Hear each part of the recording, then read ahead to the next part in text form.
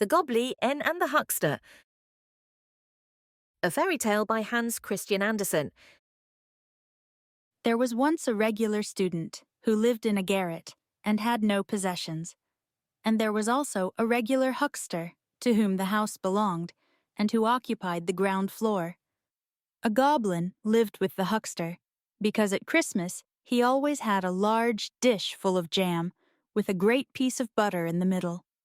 The huckster could afford this, and therefore the goblin remained with the huckster, which was very cunning of him.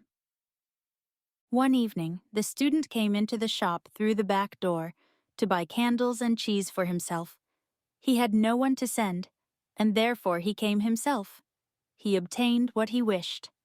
And then the huckster and his wife nodded good evening to him. And she was a woman who could do more than merely nod, for she had usually plenty to say for herself. The student nodded in return as he turned to leave, then suddenly stopped and began reading the piece of paper in which the cheese was wrapped. It was a leaf torn out of an old book, a book that ought not to have been torn up, for it was full of poetry. "Yonder lies some more of the same sort," said the huckster. "I gave an old woman a few coffee berries for it. You shall have the rest for 6pence, if you will."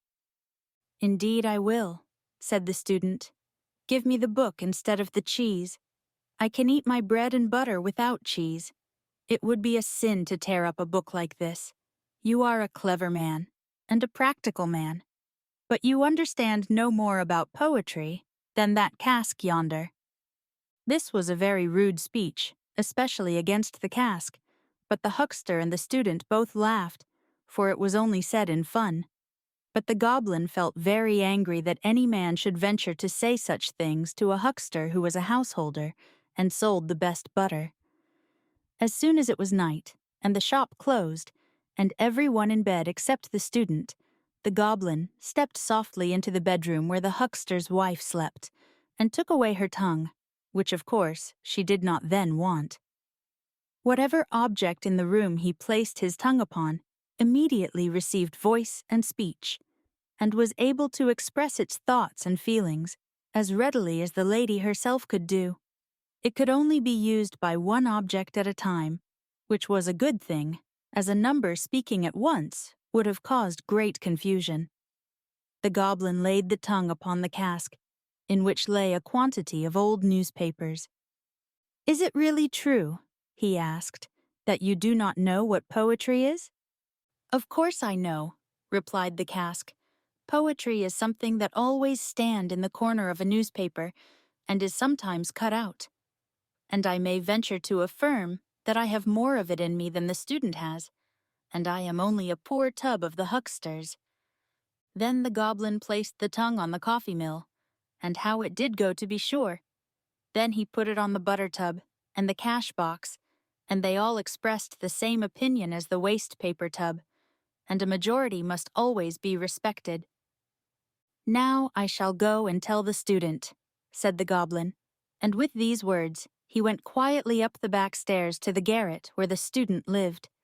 He had a candle burning still, and the goblin peeped through the keyhole and saw that he was reading in the torn book, which he had brought out of the shop. But how light the room was! From the book shot forth a ray of light, which grew broad and full, like the stem of a tree, from which bright rays spread upward and over the student's head. Each leaf was fresh, and each flower was like a beautiful female head, some with dark and sparkling eyes, and others with eyes that were wonderfully blue and clear. The fruit gleamed like stars, and the room was filled with sounds of beautiful music. The little goblin had never imagined, much less seen or heard of, any sight so glorious as this. He stood still on tiptoe, peeping in, till the light went out in the garret. The student no doubt had blown out his candle and gone to bed, but the little goblin remained standing there nevertheless, and listening to the music, which still sounded on, soft and beautiful, a sweet cradle song for the student, who had lain down to rest. "This is a wonderful place," said the goblin. "I never expected such a thing. I should like to stay here with the student."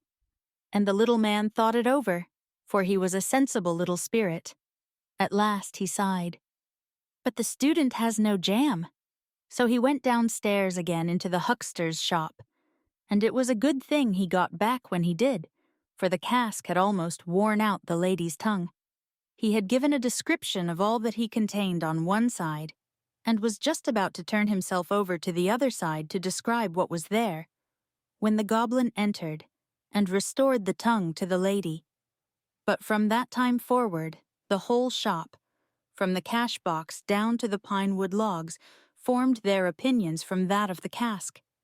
And they all had such confidence in him, and treated him with so much respect, that when the huckster read the criticisms on theatricals and art of an evening, they fancied it must all come from the cask.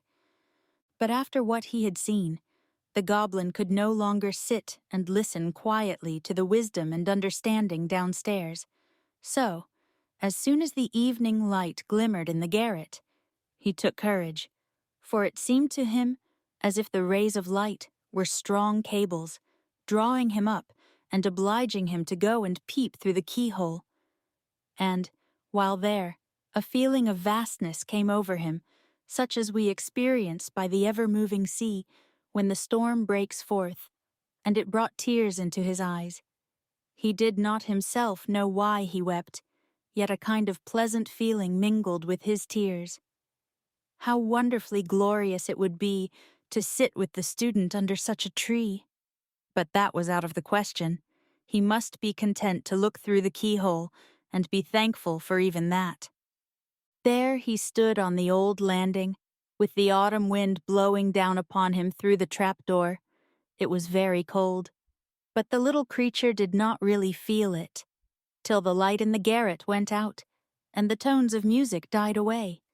Then how he shivered, and crept downstairs again to his warm corner, where it felt homelike and comfortable. And when Christmas came again, and brought the dish of jam and the great lump of butter, he liked the huckster best of all.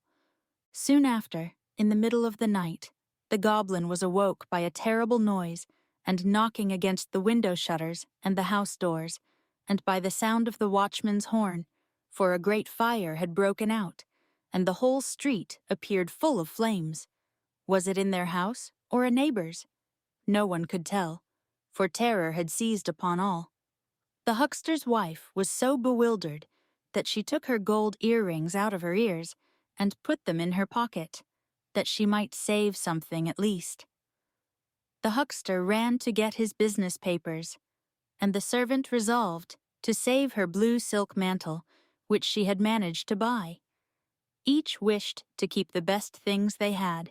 The goblin had the same wish, for, with one spring, he was upstairs and in the student's room, whom he found standing by the open window, and looking quite calmly at the fire, which was raging at the house of a neighbor opposite. The goblin caught up the wonderful book which lay on the table, and popped it into his red cap, which he held tightly with both hands. The greatest treasure in the house was saved, and he ran away with it to the roof and seated himself on the chimney. The flames of the burning house opposite illuminated him as he sat, both hands pressed tightly over his cap, in which the treasure lay. And then he found out what feelings really reigned in his heart, and knew exactly which way they tended. And yet, when the fire was extinguished, and the goblin again began to reflect, he hesitated, and said at last, "I must divide myself between the two. I cannot quite give up the huckster because of the jam." And this is a representation of human nature. We are like the goblin. We all go to visit the huckster because of the jam,